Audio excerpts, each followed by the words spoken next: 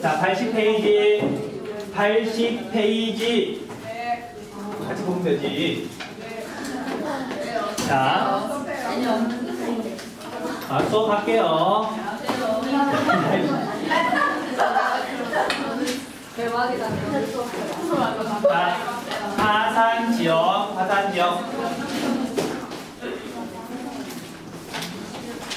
자, 일단 80페이지 내용부터 간단하게 짚어보고 이제 본격적으로 수업 들어갈게요.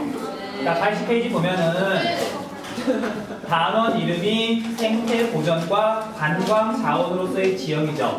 그러니까 제목 이름이 원래 이 제목이 아니었는데 교과서가 바뀌면서 애들이 그래도 관광이 들어가면 조금이라도 관심을 가지지 않을까 이름만 바꾼 거예요. 근데 여기에 다른 이름은 물론 관광지로서 유명한 곳들이야. 화산활동으로 만들어진 제주도 같은 곳들 있죠. 그러니까 화산 지형하고 그러니까 여러분 석회동굴 있죠. 석회동굴도 많이 관광으로 가잖아. 여행 가잖아요. 그래서 화산 지형하고 카르스트 지형이 이 단원의 핵심 포인트예요. 어쨌든 그런 관광을 집어넣으려다 보니까 제일 앞에 있는 내용은 그냥 관광에 대한 약간 뻔한 내용들이 나와 있어요. 자, 그래서 그냥 중요 단어 정도만 체크하고 빠르게 넘어갈게요. 자, 21세기는 생태관광이다. 자, 생태관광, 생태계 비슷한 말이죠. 그래서 종전관광은 돈을 많이 써서 대규모로 개발해가지고 그냥 우르르 갔다 우르르 오는 그런 관광이었다면 요즘은 형태가 좀 달라지죠. 그러니까 대표적인 관광지가 그래서 제주 올레길 있죠. 그러니까 우르르 가는 게 아니라 거기에 가서 직접 체험도 해보고 둘러도 보고 환경도 생각하고 관광의 개념이 조금 달라지니까 말이에요. 그런 식의 관광을 생태관광이라 그래요. 그래서 나중에 뭐 시험 보기 전에 그냥 한번 쓱 읽어보시면 될 거고요. 자, 왼쪽에 보면 슬로우시티하고 람사 협약 있죠. 두 개는 체크를 좀 할게요. 체크. 자, 슬로우시티는 글자 그대로 느리게 사는 거에 대한 이야기예요. 느리게 살기. 자, 시티라고 해서 도시가 아니라 슬로우가 포인트야. 자, 오늘날 세상이 너무 빠르게 급박하게 돌아가다 보니까 정신이 없어서 삶의 진정한 의미를 모르겠더라. 그래서 이탈리아에서 시작한 건데 우리나라에도 이게 확산이 돼서 슬로우시티로 몇 군데가 지정이 돼 있어요. 이걸 다 외울 필요는 없고 딱 한 군데만 체크하고 넘어갈게요. 오른쪽에 보면 청산도라고 청산도 슬로우시티라고 써있죠. 우리나라에서 처음으로 슬로우시티로 지정된 곳이에요. 청산도. 자, 남해안에 있는데 나중에 혹시 남해안 여행 갈 일 있으면 중간에 여행 코스 껴가지고 한번 가는 것도 좋아요. 그냥 그런 동네가 있다고 기억해 두시라고요. 그 다음에 람사는 이란에 있는 도시 이름인데 그걸 람사르라고 발음하기도 그래요. 하기도 해요. 람사르 협약. 자, 얘는 정확한 의미가 뭐냐면 여러분 그 철새 있죠? 멀리 이동하는 철새. 자, 철새가 이동하는 중간에 쉬었다 가는 동네들이 있어요. 그곳이 주로 어디냐면 저수지나 또는 호수나 늪이나 습지. 주로 습지를 말하는 건데 그런 국제 이동을 하는 철새들을 위해서 습지를 보호하자. 그래서 여러 나라에서 이렇게 협약을 맺은 게 바로 람사르 협약이에요. 자, 근데 여기는 조금 다르게 써 있는데 정확한 의미는 철새들을 위해서 습지를 보호하자. 그래서 우리나라에도 몇 군데가 이렇게 지정이 돼 있거든요. 자, 84페이지 3번 문제 볼게요.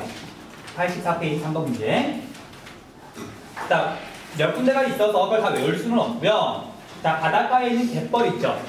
갯벌도 습지잖아. 거기서 철새들이 머물러 간단 말이에요. 그 다음에 84페이지 3번 문제에서 보면은 대구 바로 밑에 점이 하나 찍혀 있을 거예요. 찾았어요? 자, 대구는 살 수 있죠?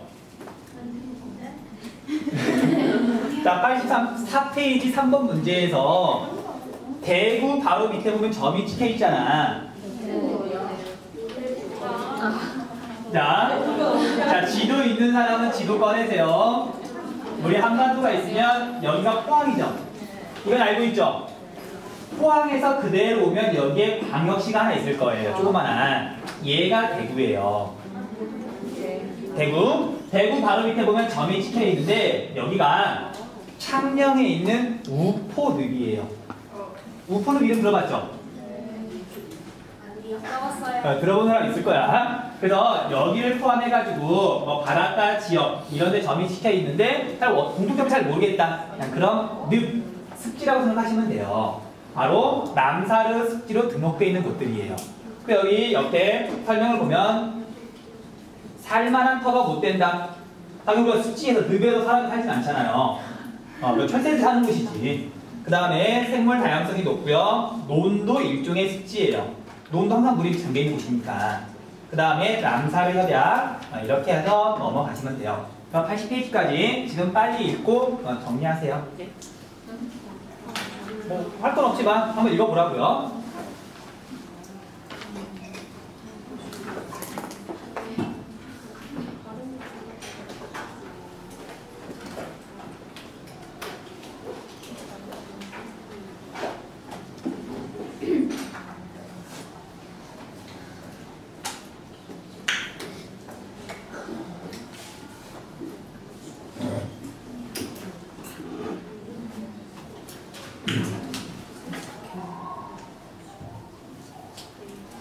자, 81페이지로 넘어갈게요. 81페이지. 자, 살아있는 세계 자연유산의 보고 화산 지형이라고 되어 있는데, 자, 우리 화산활동은 주로 언제 일어났어요? 지질시대가 언제예요? 신생대죠. 근데 이제 일부 지역에는 중생대에 이렇게 형성된 화산 지역이 남아있기도 해요. 여기 동그라미 2번 보면은 중생대라고 써있죠. 근데 이건 극히 일부만 남아있기 때문에 얘가 시험 문제 나오진 않아요. 동그라미 2번은 지우셔도 괜찮아요. 그래서 화산활동은 신생대에 일어났더라. 그렇게 기억하고 있으시면 돼요. 자, 그래서 화산 지형하고 관련해가지고 이제 우리가 기본적으로 알아야 되는 또는 처음 나오는 용어들 있잖아요. 중요하지만 그것들 이번 시간에 쭉 정리를 해줄게요. 자, 먼저 방금 말했던 것처럼 화산활동이 일어난 시기는 언제냐면 신생대더라. 신생대. 또 다른 지질시대에 비해서 굉장히 최근이죠. 그래서 앞으로 예를 들면 화산 지형하고 다른 지형하고 나이를 물어보면 화산 지형이 무조건 어려요. 예를 들면 독도하고 우리 강화도 있죠. 두 섬의 나이를 물어보면 독도가 훨씬 더 어리다고요. 신생대는 굉장히 최근이니까 그렇게 기억하시면 돼요. 자, 정확히는 신생대 3기 말에서부터 오늘날까지 지금도 화산활동이 일어나고 있는 곳들이 있어요. 물론 몇백 년 동안은 일어나지 않았지만 언제든 다시 일어날 수 있기 때문에 지금도 현재 진행 중인 거예요. 자, 그 다음에 시기보다도 더 중요한 건 지리에서는 위치예요. 과연 화산활동이 어디에서 일어났고 그 흔적이 어디에 남아있는지. 자, 우리나라에 남아있는 화산지형, 현재 우리가 알고 있는 화산지형 크게 4군데가 있거든요. 알고 있는 거 한번 쭉 불러보세요. 백두산. 한라산? 제주도. 자, 백두산이라고 적으시면 되고요. 두 번째는 이제 한라산인데 한라산이 있는 그 섬 자체가 제주도잖아요. 그거 제주도라고 적을게요. 제주도가 있고 얘는 다른 말로 한라산이에요. 자, 그 다음에 또 화산활동으로 만들어진 독도인데 독도보다 좀 큰 섬이 있죠. 울릉도가 있고 울릉도 옆에 있는 독도도 역시 화산활동으로 만들어졌어요. 자, 이렇게 세 군데는 사실 뭐 이게 지도에서 찾기도 쉽고 어디를 금방 알잖아요. 근데 마지막 한 군데 얘가 또 시험에 잘 나와요. 약간 의외거든. 자, 마지막 한 군데가 어디냐면요, 강원도에 있는 철원이에요. 철원. 자, 얘는 좀 의외니까 별표를 좀 해두시고요. 자, 지도 있는 사람은 철원 지금 지도에서 한번 찾아볼게요. 자, 지도 없는 사람은 몇 페이지 보시면 되냐면요, 87페이지 3번 문제 한번 봐보세요. 철원이 어디 있어요? 지금 이제 알려줄 거야. 87페이지 3번 문제 보면은 A 있죠? A가 철원이에요. 비교해서는요? 응? 야, 비교해서 찾아보면 안 돼?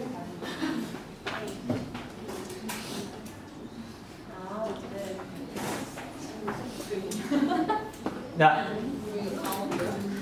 강원도예요. 자, 잠깐 여기 보세요. 자, 철원이 좀 이제 낯선 이유가 있는데, 물론 이름은 많이 들어봤죠. 이름은 많이 들어봤을 텐데 여기가 뭐 화산활동으로 형성이 됐다. 그러니까 지금 좀 그 낯설단 말이에요. 왜 그러냐면 백두산, 한라산, 그다음에 울릉도에 보면 성인봉, 그러니까 화산활동으로 높은 산들이 만들어져 있는데 여기에는 높은 산이 없어요. 그러니까 얘는 나머지 세 개하고 좀 특성이 달라요. 같은 화산활동이지만 그래서 얘가 특성이 달라서 시험에 자주 물어본단 말이에요. 그래서 얘는 좀 이름이랑 특성이랑 같이 좀 기억을 해두셔야 돼요. 물론 좀 이따 자세히 설명할게요. 자, 먼저 우리 철원은 어디에 있냐면 강원도에 있어요. 왠지 조금 강원도일 것 같죠?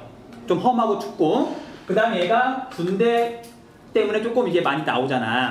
틀림없이 여러분들 나중에 남자친구 사귀면 남자친구가 철원으로 이렇게 가는 사람 있을 거예요. 그럼 유로 많이 해주셔야 돼. 굉장히 춥고 힘든 동네야. 그래서 여기가 지도 보면 알겠지만 휴전선을 끼고 있어요. 휴전선 바로 밑에가 철원이야. 철원의 절반 정도는 북한이에요. 그러니까 철원을 지금 휴전선이 지나가고 있는 거야. 그럼 강원도에서 철원은 꼭 찾을 줄 알아야 돼요. 백지도에서도 서울보다는 조금 고위도 지역에 철원이 있다는 거 찾을 줄 알아야 돼요. 시험에서 자주 물어보니까.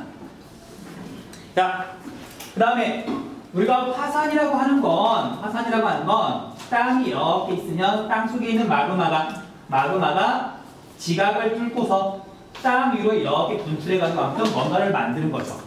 그런데 이 마그마가 땅을 뚫고 이렇게 올라온 걸 분출이라고 그러는데 이 용암이 분출할 때 형태가 크게 두 가지가 있어요. 분출 형태. 이것도 중요한 내용이라서 좀 구별을 해두셔야 돼요. 뭐 어려운 내용은 아니고요. 자, 우리가 일반적으로 마그마가 지표면을 뚫고 올라올 때 이미지는 이럴 거예요. 어떤 구멍 같은 게 있어가지고 거기로 용암이 막 나오더라. 이게 일반적인 형태거든요. 그래서 그런 형태를 뭐라고 부르냐면 화구, 불화자, 입구자, 불 구멍을 통해서 용암이 나오더라. 일반적인 이런 형태를 화구 분출이라고 불러요. 화구 분출. 근데 그에 비해서 자, 마그마가 이렇게 올라오려고 봤더니 마침 이 땅에 이렇게 갈라진 틈이 있어요. 자, 우리가 땅 속에 갈라져 있는 틈, 뭐 단층선이라든지 암석에 갈라져 있는 틈, 우리가 배운 용어가 있죠. 지질구조선. 자, 지질구조선이 이렇게 나 있는데 그 밑에서 하필이면 이렇게 용암이 올라오는 거야. 그러면 다른 부분보다 지질구조선이 약하니까 거기를 통해서 용암이 나오겠죠. 그래서 이렇게 지질구조선이 있으면 용암이 구멍이 아니라 이렇게 갈라진 틈을 따라서 용암이 분출하기도 해요. 자, 이런 형태를 뭐라고 부르냐면요. 얘를 열하 분출이라고 불러요. 열하 분출. 자, 말이 좀 어렵죠? 근데 열하라는 말이 좀 중요한 말이니까 얘는 좀 외우셔야 돼요. 열하 분출. 자, 지금 땅 위에. 그러니까 지금 지질 구조선 단면도를 그리면 지금 어떻게 해야 되나? 어렵네. 겁나 어렵네. 그래서 이런 식으로 그리면 지금 지질구조선이 나 있는데 땅속에서 마그마가 올라오면서 갈라진 틈으로 이제 이렇게 선을 따라서 지질구조선을 따라서 용암이 분출하는 거죠. 나 개념 좀 잡히셨죠? 네. 어디예요? 열하 분출. 열하. 자, 좀 어려운 한자말이라서 이건 좀 외우셔야 돼요. 뭐 어쩔 수 없어. 용어가 좀 그래요. 그래서 영어도 찾아봤더니 영어 단어는 어렵더라고요. 그냥 그래서 한자를 외우세요. 자, 조금 이렇게 약간 징그럽긴 하지만 기억할게 하도록 좀 이렇게 설명을 좀 하자면, 자, 여러분들 체육 시간에 농구하다가 그런 애들 있죠. 지 발에 자기가 걸려가지고 넘어지는 애들. 그 넘어져가지고 이렇게 미끄러져가지고 마찰 때문에 다칠 수도 있잖아요. 이런 상처를 뭐라 그래요? 찰과사. 근데 이거 좀 어려운 말인데, 그러니까 칼 가지고 뭔가 이렇게 자르다가 손을 대기도 하잖아요. 이렇게 찢기는 거 있죠. 피부가 되게 찢기는 상처를 뭐라 그러냐면 그걸 열창이라 그래요. 그러니까 나중에 찢어진 거 있잖아요. 칼 같은 걸로 베인 거. 그런 걸 열창이라 그러는데 이게 찢어질 열자예요. 그러니까 땅이 찢어진 틈으로 용암이 나왔다는 뜻이야. 자, 여기서 보세요. 자, 중요한 거. 자, 마그마가 이렇게 올라올 때 마그마마다 성질이 달라요. 용암마다 성질이 좀 다른데 이렇게 찢어진 틈으로 용암이 나오려면 이 용암은 잘 흐르는 용암일까? 잘 흐르지 않는 용암일까? 자, 끈적끈적한 용암일까? 아니면 되게 묽은 용암일까?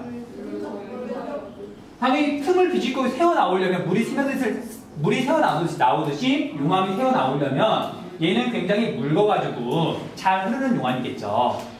이해해? 그래서 일반적인 화구 분출로 나오는 용암은 결국 이렇게 산을 이루어요, 보통은. 근데 얘는 워낙 묽다 보니까, 잘 흐르다 보니까 분출한 다음에 그냥 넓게 퍼져버리는 거예요. 산이 만들어지는 게 아니라 그냥 용암이 넓게 퍼져요. 형질을 이루어요. 그래서 만들어진 게 어디냐면 바로 철원이에요. 아까 선생님이 뭐라 그랬냐면 철원에는 산 같은 게 없다 그랬죠. 왜냐면 용암이 분명히 분출했는데 용암이 산을 만드는 게 아니라 넓게 퍼져가지고 그냥 평야를 만든 거예요. 그래서 우리가 앞으로 열화라는 말이 나오면 무조건 철원이라고 생각하시면 돼요. 무조건 철원. 자, 좀 어려운 말이지만, 자, 그래서 이 열화 분출에 의해서 분출하는 용암은 자주 나오는 말인데요. 유동성이 큰 용암일까, 작은 용암일까? 유동성은 얼마나 잘 흐르느냐? 유동성이 큰 용암이고요. 이거랑 반대되는 말이, 자, 점성이 큰 용암이에요, 작은 용암이에요? 자, 점성은 우리가 끈적끈적한 정도죠. 끈적끈적한 정도가 작은 용암이 열화 분출을 하더라. 그 동네가 바로 철원이더라. 그렇게 연결하시면 돼요. 열화 분출 중요한 말이에요. 자, 그 다음에 우리가 일반적으로 이렇게 용암이 분출할 때 용암이 나오는 이 구멍을 뭐라고 부르냐면 화구라고 불러요. 분화구. 근데 이 분화구가 화산에 따라서 조금 특성이 달라져요. 그래서 이렇게 분화구의 종류를 구분하기도 하거든요. 잘 보세요. 다시 그림을 그리자면 땅속에 있는 마그마가 이렇게 압력이 세져가지고 밀고 올라올 때 얘가 두꺼우니까 보통은 한 번에 못 올라와요. 얘가 꾸역꾸역 올라오다가 중간에 빈 공간 같은 게 있으면 여기에 잠깐 이렇게 모였다가 압력이 다시 세지면 그때 제가 땅을 뚫고 올라와요. 그래서 대부분의 화산은 여기 아래쪽에 이런 식으로 용암이 들어있는 공간이 있어요. 이걸 뭐라고 부르냐면 용암창고라고 불러요. 용암창고. 용암창고, 그냥 용암이 있던 자리. 이 용어는 물론 상관없어요. 상관없고, 근데 이제 얘가 분출한 다음에 비교적 규모가 좀 이제 작아가지고 얘가 그냥 그대로 굳어버리는 경우가 있어요. 이 상태로. 근데 어떤 경우에는 화산 폭발이 되게 격렬해가지고 뭐 용암만 나오는 게 아니라 뭐 화산가스라든지 뭐 수증기라든지 그런 것들이 나오면서 마지막에 시원하게 여기를 다 비우고 뻥 뚫리는 경우가 있어.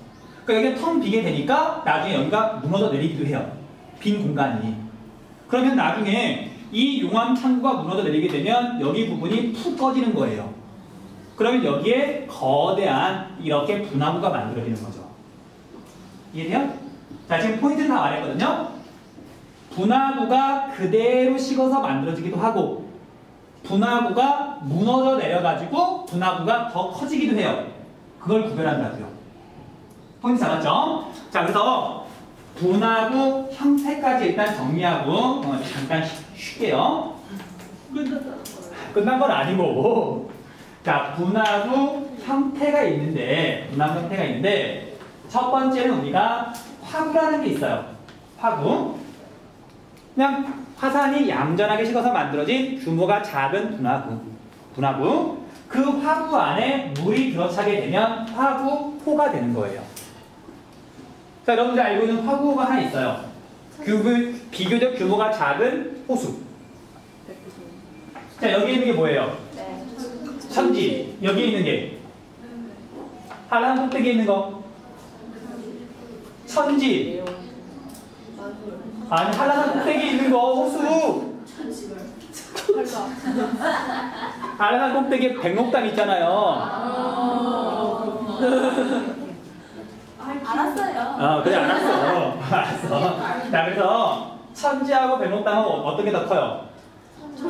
천지가 훨씬 더 크잖아. 자, 그래서 규모가 작은 백록담이 바로 화구호예요. 화구에 물이 들어찬 거. 화구에 그냥 물이 들어찬 거. 그 다음에 그에 비해서 화구 밑에가 굉장히 중요한 말이에요. 화구 밑에가 무너져 내렸다. 그걸 한자로 뭐라 그러냐면 함몰이라 그러죠. 함몰됐다. 선생님이 눈을 표현할 때 그러잖아. 선생님은 눈이 함몰됐어요. 무너져 내렸다고. 그래서 화구의 밑에가, 그러니까 화구가 함몰되면 화구가 분화구가 더 커지는데 그렇게 만들어진 분화구를 뭐라고 부르냐면요. 칼데라라고 해요. 칼데라. 얘는 에스파냐어예요. 솥을 말하는 에스파냐어인데, 그러니까 솥이잖아, 솥. 굉장히 큰 그릇. 그러니까 얘는 분화구가 굉장히 커지는 거예요. 얘보다 얘가 규모가 훨씬 커요. 그래서 이 칼데라 안에 물이 들어차면 호수가 돼요. 칼데라 호. 근데 물이 없이 그냥 분화구가 그대로 있으면, 칼데라가 그대로 있으면, 자, 천지에 물이 없다고 생각해 보세요. 그럼 걔는 분지겠죠. 그래서 물이 없으면 그걸 우리가 칼데라 분지라고 불러요. 자, 물론 둘 다 우리나라에 있는 지역이니까 지금 설명하는 거예요. 자, 먼저 칼데라 호는 어디냐면 백두산 천지. 백산 천지. 자, 그에 비해서 칼데라 분지는 어디에 있냐면 울릉도에 있어요. 자, 우리 울릉도에는 호수 같은 거 생각 안 나죠? 근데 울릉도에 가면 실제로 칼데라 분지가 있거든요. 자, 그 분지 이름이 뭐냐면 나리 분지예요. 자, 나리라는 이름은 굳이 기억하지 마시고요. 울릉도에 칼데라 분지가 있다. 그것만 기억하시면 돼요.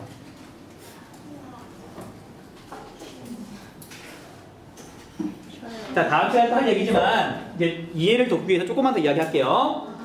자, 여러분들 우리가 제주도 가본 사람 있죠? 분명히 있어. 선생님들 이제 제주도를 여러 번 가봤는데 실제로 이제 애들 데리고 수학여행 갔다가 유람선 타고 제주도를 찍은 사진도 있어요. 수업 시간에 써먹으려고. 나중에 그 프린트 받아오고 말 거예요. 자, 제주도를 사진을 바다에서 찍어보면 제주도가 이렇게 생겼어요. 되게 경사가 완만하고 이게 제주도인데 이게 한라산이에요. 그냥 제주도 전체가 한라산이야. 그래서 참 애들이 알고 가면 좋은데 제주도로 수학여행 갔다 왔대요. 가서 한라산 봤냐? 물어봤더니 애들이 한라산을 못 봤대. 자, 제주도에서는 바다를 바라보잖아요? 그러면 뒤를 돌아가지고 멀리 있는 산이 한라산이에요. 제주 어디서나 보이는 산이 한라산이야. 제주도를 갔다 왔는데 한라산을 못 보고 왔다는 얘기는 아무것도 못 보고 온 거예요. 그러니까 알고 가야 된다고. 그래서 이렇게 제주도가 이렇게 생겼는데요. 이렇게 생겼는데 여기 정상 부분만 이렇게 경사가 급해요. 여기에 백록담이 있는 거예요. 오케이? 자, 나중에 알고 가라고 말하는 거야. 자, 백록담 올라가본 사람은 없을 것 같은데, 자, 백록담을 보통 어떻게 올라가냐면요. 여기에 가면 성판악이라고 하는 곳에서 출발을 해요. 출발을 하는데 이렇게 올라갈 때는 지금 경사가 급해요, 완만해요? 굉장히 완만해요. 어느 정도로 완만하냐면 우리가 지금 여기 학교에 이렇게 올라오는 언덕 있죠. 물론 여러분들은 이게 정말 산만큼 경사가 급하다고 주장하지만 이게 관악산이나 우면산보다 훨씬 완만하잖아. 근데 실제로 여기 올라갈 때는 분명히 한라산인데 여기보다도 경사가 훨씬 완만해요. 그래서 얘가 출발할 때는 언덕인 것 같긴 해. 오르막길인 것 같긴 한데 가다 보면 사람이 감각이 좀 둔해져가지고 이게 평지인지 이게 오르막인지 심지어 내리막인지 구별이 잘 안 돼요. 그냥 완만한 길을 대여섯 시간을 걸어서 올라가요. 대여섯 시간을. 그러면 이제 여기 도착을 하거든요. 여기에 휴게소가 하나가 있어요. 대피소가. 진달래 대피소가 있는데 이제 여기서 보통 도시락을 까먹고 이제 백록담을 보겠다고 마지막 급경사를 올라가요. 높이 차이 한 200m 되거든요. 근데 평지를 걷다가 거의 평지를 걷다가 여기에 도착하니까 물론 경사가 급해요. 근데 실제 체감할 때는 정말 절벽을 올라가는 듯한 기분이에요. 완만한 데를 걷다가 갑자기 급경사가 나오니까 여기는 보통 사람들이 네 발로 기어 올라가요. 너무 힘드니까. 그리고 네 발로 기어 올라가면서 계속 욕을 해요. 이렇게 내 여기를 돌아가지도 못하는 거야 지금. 온 게 아까워가지고. 어쨌든 올라가자 막 욕을 하면서 올라가서 한 가지 기대를 가지고 백록담을 보겠다는. 딱 올라갔더니 백록담이 크기가 크다 작다? 작다. 심지어 얘는 비가 안 오는 계절 있죠. 봄이나 가을에 아예 말라버리기도 해요. 그래서 선생님이 정말 그 대학교 2학년 때인가 그 제주도로 올라갔어. 그 답사를 가가지고 이렇게 끌려서 올라갔어요. 교수님이 끌고 올라가는데 올라가서 백록담을 딱 봤는데 정말 백록담이 손바닥만하게 보이더라고요. 백록담은 굉장히 작아요. 그리고 얘가 비가 많이 와가지고 물이 차더라도 수심이 3m를 넘지 않아요. 굉장히 작아. 우리 학교 운동장보다 작아요. 백록담은. 그래서 백록담은 화두라고요. 규모가 작다고. 자, 그 얘기는 천지 있죠, 천지. 천지는 깊이가 깊은 곳은 300m가 넘어가요. 남산을 거꾸로 뒤집어가지고 천지에 집어넣잖아요? 들어가요. 그러니까 천지는 엄청 깊고 엄청 크다고. 자, 여러분 여의도를 가봤지? 자, 여의도보다 한 3배쯤 넓어요, 천지가. 그래서 한 바퀴 이렇게 삥 돌잖아요. 물가를 따라서 3시간쯤 걸려요. 그러니까 천지는 규모가 굉장히 커서 칼데라라는 거 꼭 기억해 주세요. 칼데라. 자, 일단 여기까지 정리하세요. 끝. 왜 자꾸 끝내려고 그래? 힘들어요. 너무 힘들어요 지금. 왜 나한테 말을 내고 그래? 수업 있으니까. 절.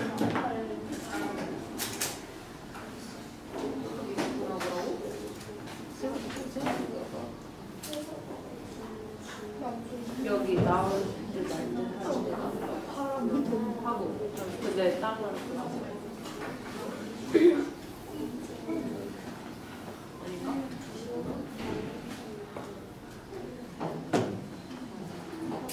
쌤 어? 네. 내게 불러서 화구하고 칼자를 합쳐가지고 분화구라고 부르고요. 분화구 중에 얌전하게 씹어가지고 지기적 작은 걸 화구. 밑에가 무너져 내려가가지고 커진 분화구를 칼데라. 근데 이거는 뭐야? 분화구가 위치가 어디 있어요? 아니면 그 통로 자체가 그러니까 분화구는 네, 이제 그거 아니에요. 위치 표시가 좀 잘못되는데 여기 올라오게 통로 있잖아. 통로 해가지고 통로 해가지고 이제 여기가 분화구죠. 여기는요? 이거 처음에 이제 그 파산이 폭발하기 시작했을 때 어차피 여기서 나오는 거니까 이게 화구죠. 분화구.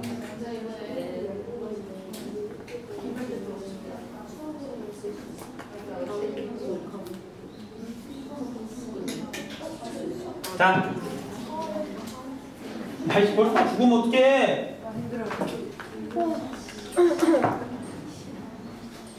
벌써 잠들었어. 자, 조금만 더 합시다. 여기 봐. 제주 띄워주세요. 진짜 왜? 해야지. 자, 정신 좀 차리고.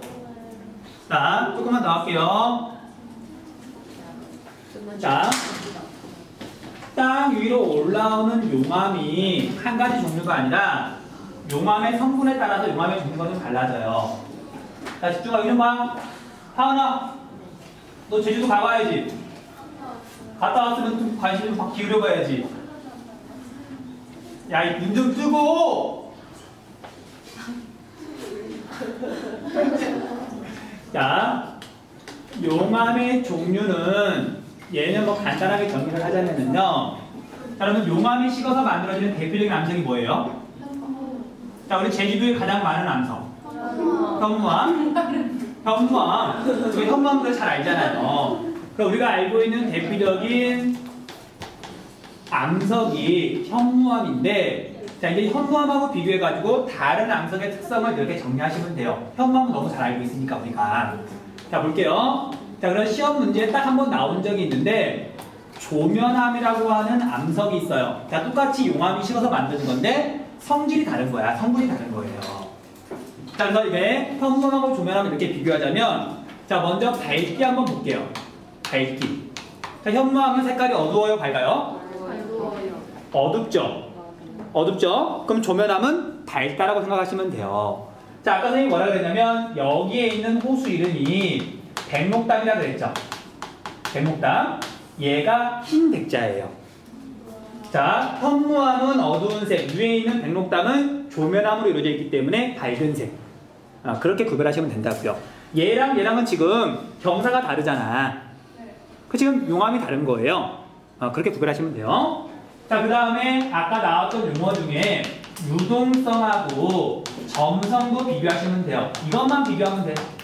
자, 현무암질 용암은 경사가 되게 완만하죠. 지금 보면 알겠지만 제주도 자체가 경사가 완만하잖아요. 용암이 분출해가지고 잘 흘러갔기 때문에 유동성이 크기 때문에 조면암질 용암은 분출했는데 잘 안 흐르니까 경사가 급하게 이렇게 쌓여 있는 거죠. 현무암은 유동성이 크다. 조면암은 유동성이 작다. 점성이 작다. 점성이 크다. 서로 반대되니까 그렇게 정리하시면 된다고요. 점성은 끈적끈적한 정도. 끈적끈적한 정도. 네? 그러니까 이건 어차피 더 자세히 설명하면 지구과학인데 자, 우리가 SiO2라고 하는 물질이 있어요. 그러니까 이게 우리 지각에서 제일 많은 물질이야, 이게. 근데 이게 얼마나 많이 포함이 되어 있느냐에 따라서 용암의 성질이 달라져요. 그래서 그래서 이게 얼마나 많이 포함하고 있냐 그 정도가 다른 거야. 거기까지만 할게요. 그래서 우리가 현무암은 잘 알고 있으니까 그거랑 상대되는 개념의 암석이 있더라 정도만 알고 있으시면 되는 거예요. 그래서 경사가 완만하면 현무암, 경사가 급하면 조면암. 그렇게 기억하시면 돼요. 그렇게만. 너무 어렵게 안 해도 돼요. 자, 그래서 이 용암이 서로 다르게 분출해가지고 서로 다른 화산이 만들어져요. 화산이 전혀 달라질 수가 있어. 여기까지만 할게요. 짧게. 자, 우리가 현무암들 용암이 분출하면 여기처럼 되게 잘 흘러서 넓게 퍼져요. 경사가 완만하죠. 이렇게 경사가 완만한 화산을 뭐라고 부르냐면요, 순상화산이라고 불러요. 순상화산. 자, 이 순자는 무슨 순자냐면 모순할 때 순이에요. 자, 모순이 무슨 뜻이야? 말이 안 되는 거. 말이 안 되는 거. 창과 방패라는 뜻이잖아요. 우리가 서양 방패를 보면은 당연히 널찍해가지고 뭔가를 막는 거잖아. 방패를 엎어놓은 것처럼 생겼다 그래서 순상화산이라 그러는 거예요. 경사가 완만하다. 자, 그에 비해서 경사가 굉장히 급한 여기처럼 경사가 이렇게 급한 걸 영어로는 벨이라 그래요. 얘가 뭐야? 종 모양을 닮았다. 그래서 경사가 급한 화산을 종상화산이라 그래요. 종상화산. 그래서 현무암이 분출하면 순상화산이 되는 거고요. 조면암이 분출하면 종상화산이 되는 거예요. 자, 그런데 종상화산과 순상화산이 따로 이렇게 존재하기도 하지만 우리가 한라산을 예로 들어보면은 얘가 한 번에 만들어진 게 아니라 여러 차례 용암이 분출해서 만들어졌어요. 이거랑 성질이 다르잖아. 같이 분출한 게 아니라 수십만 년에 걸쳐가지고 밑에 부분이 먼저 만들어진 다음에 얘가 나중에 만들어진 거야. 그 화산에 따라서는 이렇게 두 가지가 같이 나타날 수도 있어요. 같이. 그래서 이게 두 가지가 플러스가 되면 이걸 복합화산이라고 해요. 복합적이다. 짬뽕이 돼 있다. 복합화산. 밑에는 순상화산, 위에는 종상화산. 이런 화산을 복합화산이라고 그런다. 자, 그런데 우리가 현무암 중에서도 굉장히 잘 흐르는 현무암이 있어요. 그러니까 SiO2를 얼마나 포함했느냐에 따라서 이만큼부터 이만큼까지 현무암이라고 그러자. 근데 현무암 중에서도 조금 잘 안 흐르는 현무암이 있고 현무암 중에서도 굉장히 잘 흐르는 현무암이 있어. 또 굉장히 잘 흐르는 현무암이 암석에 있는 틈을 따라서 분출하면 이런 식으로 산이 만들어지는 게 아니라 그냥 아예 넓게 퍼져버리는 경우가 있다고 했었죠. 아까 철원이 그런다 그랬잖아. 그래서 그렇게 굉장히 넓게 퍼져가지고 아니 평지가 되면 그걸 뭐라고 부르냐면요, 용암이 만든 대지라 그래서 용암대지라 그래요. 용암대지. 자, 이건 철원에 있고 열화분출로 만들어졌다. 일단 그렇게 연결시켜가지고 정리하시면 돼요. 자, 이 대라는 말만 설명 마칠게요. 자, 이 대가 어떤 한자냐면은, 자, 무대 있죠, 무대. 공연하는 무대. 자, 무대라는 건 관객들이 있는 일반 지역에 비해서 높고 평평한 곳. 그러니까 용암이 분출해가지고 다 흘러가면서 용암이 너무 잘 흘러가니까 낮은 곳을 다 메우고 그냥 평평하게 돼버린 거예요. 그런 땅을 대지라고 불러요. 용암대지. 높고 평평한데요. 그냥 우리 한국 지리에서는 그냥 용암이 분출해가지고 만들어진 평평한 땅, 그걸 대지라 그러더라. 용암대지. 그렇게 기억하시면 돼요. 자, 여기까지 할게요. 이중화산 해야 돼요. 자, 볼게요. 자, 우리가 이중화산이라는 게 있는데요. 어디에요? 자, 우리가 다 81페이지에 있는 표 내용하는 거예요. 81페이지 표. 그냥 말을 잘 들어. 자, 이중화산이라는 게 뭐냐면 지난 시간에 설명했던 우리 칼데라 있죠? 칼데라 같은 경우에는 화구가 함몰돼서 만들어진 규모가 큰 분화구를 우리가 칼데라라 그러는데, 칼데라가 만들어진 다음에 얘가 다시 한번 화산이 분출하는 경우도 있어요. 뭐 분출 안 할 수도 있고 뭐 할 수도 있고 그러는데 칼데라 안에서 다시 한번 이렇게 화산이 분출해가지고 조그마한 화산이 나중에 만들어지기도 하거든요. 그럼 이런 경우에는 분화구가 하나, 분화구가 둘, 분화구가 이중으로 되어 있더라. 이런 걸 이중 화산이라고 불러요. 자, 당연히 얘도 우리나라에 있는 지형이에요. 어디에 있냐면 울릉도에 있어요. 울릉도. 자, 그럼 칼데라 분지, 그 다음에 이중화산, 그런 용어는 꼭 기억을 해두셔야 되고요. 자, 이건 적어두되 외우거나 그러지 마세요. 울릉도에 있는 이 커다란 칼데라 분지 있죠. 이 분지 이름이 뭐냐면 나리 분지예요. 그러니까 나리라는 이름이 좀 귀엽잖아. 그다음에 나리 분지 안에 있는 이 조그만한 봉우리 있죠. 자, 이 봉우리 이름이 뭐냐면은 알봉이에요. 봉우리 이름이 알봉이야. 근데 이제 나중에 정말 이 부작용이 뭐냐면 전에 학교에서 주관식 문제를 냈더니 칼데라 분지라고 써야 되는데 애들이 전부 다 나리 분지라고 써놓은 거야. 나리 분지는 그냥 그 동네의 이름인 거야. 이 지형 이름은 칼데라 분지인 거예요. 그렇게 좀 기억 좀 해두세요. 그 다음에 마지막으로 화산 형태에 뭐가 있냐면요, 용암대지가 있어요. 용암대지. 용암대지. 자, 여기서 대는 어떨 때 쓰는 한자 말이냐면요, 무대할 때 쓰는 한자 말이에요. 자, 무대가 뭐야? 무대가 스테이지잖아. 자, 관객들이 있는 데에 비해서 높고 평평한 데를 무대라 그러죠. 그렇잖아. 이 용암대지라는 게 뭐냐면 용암이 흘러나와가지고 넓게 퍼져버린 거야. 그러니까 용암이 넓게 퍼지면서 낮은 데를 메워서 좀 높아졌어요. 평평하게 퍼진 용암을 용암대지라고 부르는 거예요. 했다고요? 언제 했지? 용암들이 그래 철원 다 얘기했어요? 네. 열화분출 이야기 다 얘기했어요? 네. 아, 그래요? 그러니까 설명 더 할게요. 그러니까 설명할게. 그럼 우리가 용암대지는 어디에 있는 지형이냐면요, 우리나라에서 철원에 있는 지형이에요.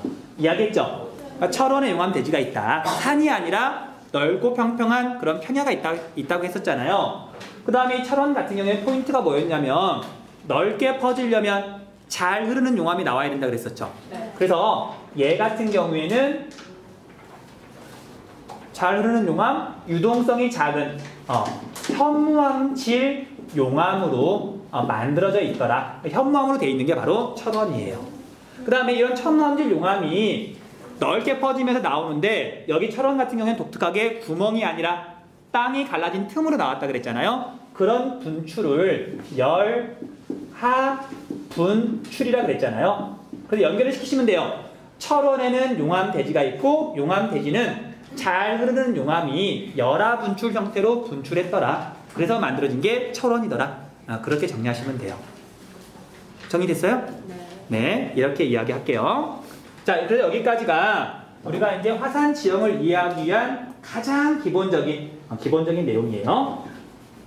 자, 이제 그 다음으로 이제 본격적으로 우리나라에 있는 화산 지형 정리할게요. 자, 제주도예요. 자, 제주도의 다른 말은 한라산. 자, 우리가 표에도 뭐 간단하게 정리가 되어 있으니까 말보다는 그림을 그리면서 핵심만 정리할게요. 자, 우리가 제주도에 가가지고 유람선을 타고 바다에서 제주도를 바라보면 제주도가 이렇게 생겼어요. 경사가 무척 완만하고요. 이렇게 한라산이 생겼다면 이 전체가 지금 제주도야. 그 다음에 산 꼭대기 부분만 이렇게 경사가 급한 이런 봉우리가 하나가 있어요. 이게 제주도의 모습이에요. 네? 이거 한 거 알아요. 이제 복습하는 겸 정리하는 거야. 자, 그래서 우리가 제주도에서 먼저 알아야 되는 거, 얘는 용암이 딱 한 번 분출해서 만들어진 게 아니라 여러 차례 분출해가지고 만들어졌어요. 자, 당연히 밑에 있는 게 먼저 만들어졌고 제일 마지막에 이게 만들어졌겠죠. 그리고 얘랑은 용암의 성질이 다르더라. 자, 밑에 있는 용암은 어떤 암석이다? 밑에 있는 암석이 현무암, 위에 있는 암석은 이름은 모르더라도 현무암이 아니다. 얘는 조면암이더라. 그리고 얘는 경사가 완만하고 얘는 경사가 급하고 그렇게 정리하시면 된다고요. 여러 차례 분출을 한 거예요. 그 다음에 이런 제주도 같은 경우에는 여러분 아는 사람은 알겠지만 유네스코라는 기관에서 세계 자연유산도 이렇게 등재하고, 그 다음에 세계 지질공원도 지정하고, 그 다음에 생물권 보존 권역도 지정하거든요. 그래서 이게 되게 중요한 그런 일인데, 전 세계에서 유일하게 세 가지가 모두 지정되어 있는 곳이 제주도예요. 우리는 너무 가까이에 있으니까 잘 모르겠지만, 전 세계 사람들이 꼭 와 보고 싶어 하는 곳 가운데 하나가 제주도예요. 그래서 얘가 시험 문제에 나올 수밖에 없는 거예요. 자, 계속 설명 들어갈게요. 자, 그래서 제주도는 밑에는 순상화산, 위에는 종상화산, 전체적으로는 순상화산이라고 말을 할 수가 있어요. 얘는 얼마 안 크니까. 제주도는 순상화산과 종상화산인데 전체적으로 보면은 순상화산이더라. 그렇게 정리하시면 되고요. 그 다음에 여기에는 호수는 화구오다, 칼데라오다. 자, 백록담은 화구예요, 칼데라예요? 얘는 규모가 작으니까 화구, 호죠 했던 내용이죠. 자, 그 다음에 우리가 제주도에 가본 사람은 알겠지만 백록담뿐만 아니라 제주도에 보면 조그만한 화산들이 굉장히 많아요. 자, 나중에 인터넷 찾아보면 되게 많이 나오고 쌤이 그렇게 나눠주는 그 줄글 자리에 보면은 이런 걸 쉽게 볼 수가 있거든요. 자, 이렇게 한라산 자락에 있는 이런 화산을 뭐라고 부르냐면요, 기생화산이라고 불러요. 기생화산. 기생이 뭐야? 그래, 기생충 할 때 그 기생이에요. 그러니까 그 빌 붙어 있는 거, 좀 말이 좀 표현이 그렇지만 한라산에 빌 붙어 있는 조그마한 화산, 이걸 기생화산이라고 불러요. 자, 기생화산을 다른 말로 뭐라고 부르냐면 한라산 측면에 붙어 있다, 측화산. 그 다음에 제주도 사람들은 이걸 오르다의 명사형, 그래서 오름이라고 불러요. 무슨 오름, 용눈이 오름, 뭐 그런 식으로 오름이라고 부르거든요. 그 다음에 또는 무슨 악이라고도 부르고요, 무슨 불이라고도 불러요. 그러니까 산금불이, 그런 식으로 이런 기생화산을 제주도 사람들이 부를 때 무슨 악, 무슨 오름, 무슨 불이, 그런 용어를 쓴다고요. 그러니까 중요한 건 우리가 기생화산이란 이 용어 정도는 기억을 해두셔야 되겠죠. 자, 이런 기생화산이 제주도에는 무려 360여 개가 있어요. 그러니까 제주도 어디서나 보이는 게 기생화산이에요. 자, 마치 여기 우리 학교에서 보면은 뒤에 언덕 있죠? 뒤에 여기 바로 산 있잖아. 그러니까 이 산처럼 제주도 어디에나 마을 뒤에는 산이 있어요. 그게 바로 다 기생화산이야. 그러니까 제주도 사람들은 기생화산과 함께 살아간다고 생각하시면 돼요. 그러니까 이것도 되게 중요한 거죠. 자, 제주도 사람들이 죽으면 무덤을 보통 기생화산 여기다 만들어요. 아까 뭐 평지에다가 무덤 만들기 좀 그렇잖아. 보통 산에다 만드는데 동네 뒷산에다 만든다고요. 그러니까 우리는 좀 특별하게 보이지만 제주도 사람들한테는 그냥 동네 뒷산이라고요. 그렇게 정리하시면 돼요. 그래서 얘가 단일 화산으로는 기생화산이 제일 많은 데가 바로 전 세계에서 한라산이에요. 그러니까 이것도 기록할 만한 일이니까 시험에 자주 나온다고요. 자, 당연한 얘기지만, 자, 이 기생화산은 현무암으로 이루어져 있다. 맞다, 틀리다? 경사가 급해요, 완만해요? 급해요. 여드름이라고 생각하면 돼. 경사가 완만한 표면에 지금 여드름이 하나 나 있는 거야. 경사가 급하죠? 현무암이야, 조면암이야? 조면암이라고 보시면 돼요. 경사가 급하니까. 그런 식으로 문제가 나와요. 자, 그 다음에 얘는 당연히 한라산이 만들어진 다음에, 그 다음에 만들어졌겠죠. 제주도 형성 후기에 만들어졌다.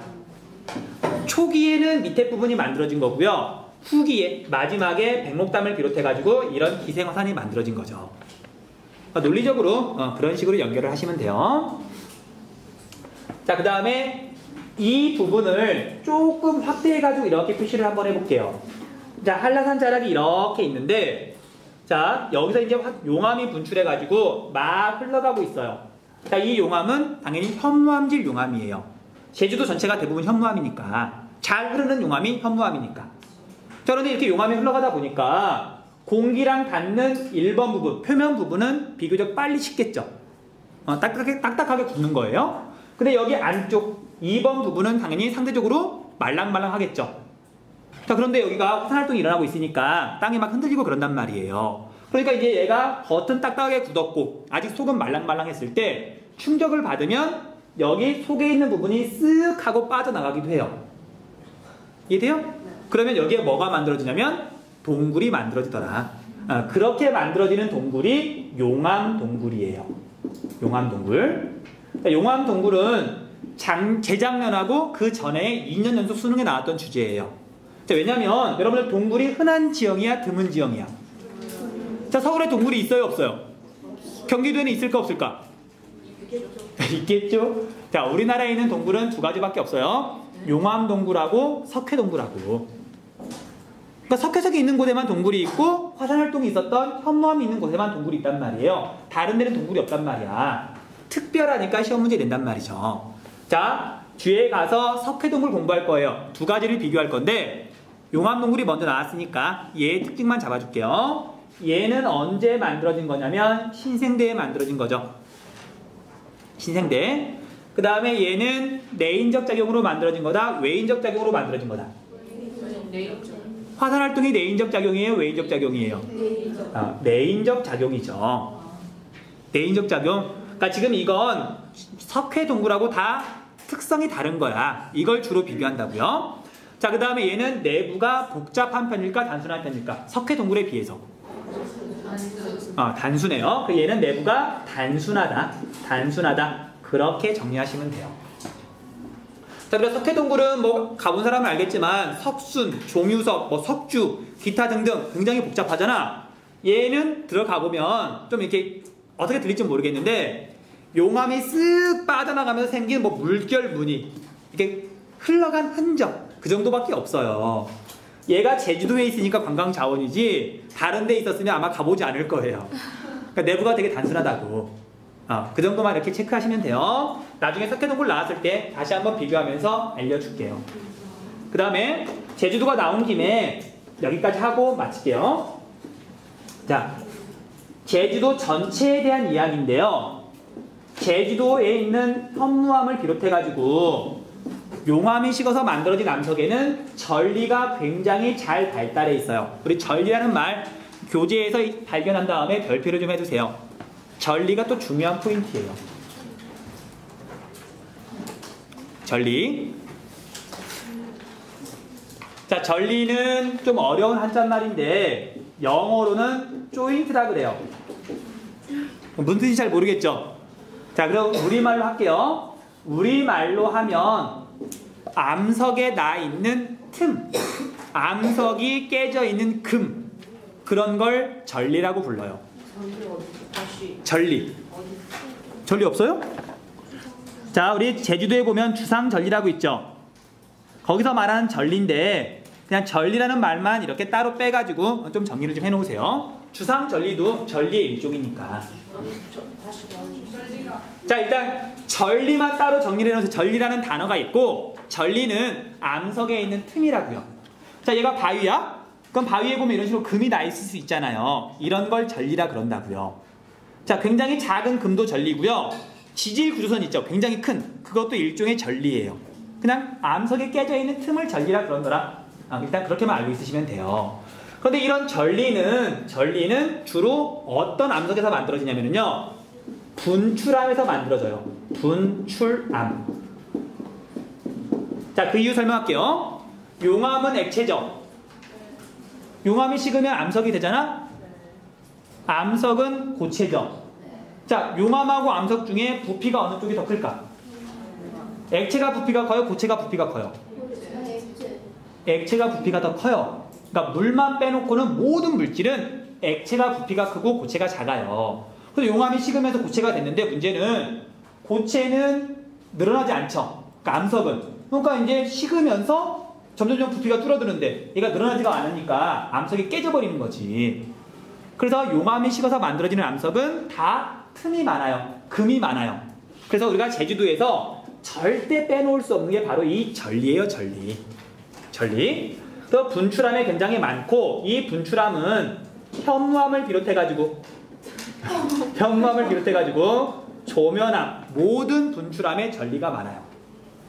현무암뿐만이 아니라 다른 데도 다 있다. 자, 그래서 이 전리 때문에 제주도에서 이제 중요한 특징이 결정이 되는데 땅에 이렇게 지금 금이 많이 가 있으니까 비가 오면 물이 잘 스며들겠죠. 그래서 이걸 다른 말로 지표수가 부족하다. 지표수가 부족하다. 자, 지표수의 반대말은 지하수. 땅 위에 물이 부족하다고요? 다 스며들어 버리니까. 어려운 말 아니죠? 자, 지표수가 부족하니까 제주도는 논농사를 지을까 밭농사를 지을까? 당연히 제주도는 밭농사예요. 자, 그래서 아는 사람은 알겠지만 제주도에는 논이 1%가 안 돼요. 다 밭이에요. 감귤밭 또는 뭐 당근밭, 배추밭, 무밭 다 밭이야. 제주도에서 먹는 쌀밥 있죠? 다 육지에서 가지고 온 거예요. 그래서 제주도는 쌀이 좀 비싸요. 운송비가 많이 드니까. 그 다음에 자, 이제 비가 이렇게 와가지고 물론 비가 많이 올 때는 스며드는 것보다 더 많이 오면 물이 흐르긴 해요. 근데 비가 그치면 이내 물이 다 스며들어 버리겠죠. 그리고 제주도는 재밌게도 하천이 있긴 있어요. 근데 얘가 평소에는 말라있고 비가 올 때만 물이 흘러요. 지금 상황이 되시죠? 다 스며들어 버리니까 그런 하천을 뭐라고 부르냐면 건천이라고 불러요. 건천. 건천. 어렵게 생각하지 마시고요. 하천은 하천인데 건조한 하천. 평소에는 말라있고 비가 올 때만 물이 흐르는 하천. 그런 하천을 건천이라고 부른다. 제주도에 있는 하천이에요.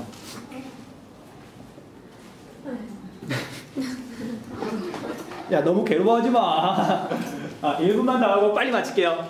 자, 비가 와서 땅 속으로 스며든 지하수가 물이 계속 이제 중력에 의해서 낮은 데로 가다가 바닷가에 도착하면 우리가 성질이 서로 다른 물은 잘 안 섞여요. 이 물이 그래서 해안가에 이르면 이렇게 샘처럼 솟아나요. 그러니까 분수처럼 솟아나는 건 아니고 정말 우리가 샘처럼 물이 막 뽀글뽀글 솟아나. 자, 지하수가 땅 위로 올라온다. 이런 현상을 뭐라 그러냐면 용천이라 그래요. 용천. 그러니까 선상지 할 때 한번 나왔던 말이죠. 그 제주도 해안가를 따라서 이런 용천이 많이 발달했기 때문에 해안가 지역에 용천대가 발달했다. 그런 말을 쓰고요. 그럼 제주도 사람들은 옛날에 산 위에 살았을까? 바닷가에 살았을까? 당연히 바닷가에. 여기는 물이 스며들어가지고 물을 구할 수가 없어요. 비는 많이 오지만.